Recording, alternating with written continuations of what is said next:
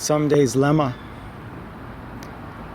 Postulate of why we here, career of chalk-rubbed temples, front of chaos, scribbled board, creator theorem boneyard, erroneously starting with a G instead of I, far side of equals sign aligning, opposite a question mark, now near rolls the juggernaut, judgment wills the sacrifice slow grinding, last thought epiphanizing that the exit interviewer waits to see hypothesis deduced, not the one in desperation done, but complete proof of self. Who would have guessed the spirit winds would want to see the work? Hydrocentric reservoir ran dry from drought of stimulation. Power to the city was, without warning, cut off.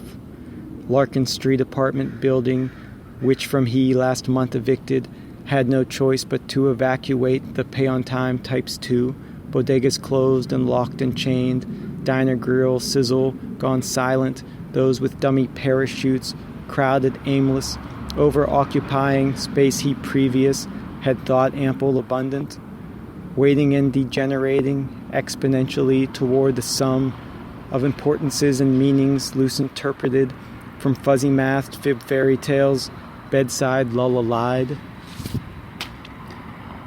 Bush Sweet beats the Geary slope, construction there starts early, but Bill at Tommy's joint shares dope, the hate is not so friendly.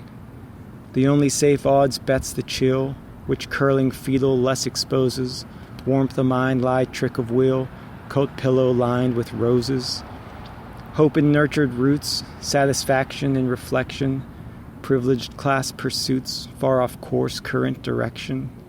Even all-star schizophrenics cannot simultaneously suffer, even online academics cannot dream binary buffer. Hunger now but only hurting when compared to last week's feast, filthy habit state reverting, blame it on the bad luck beast.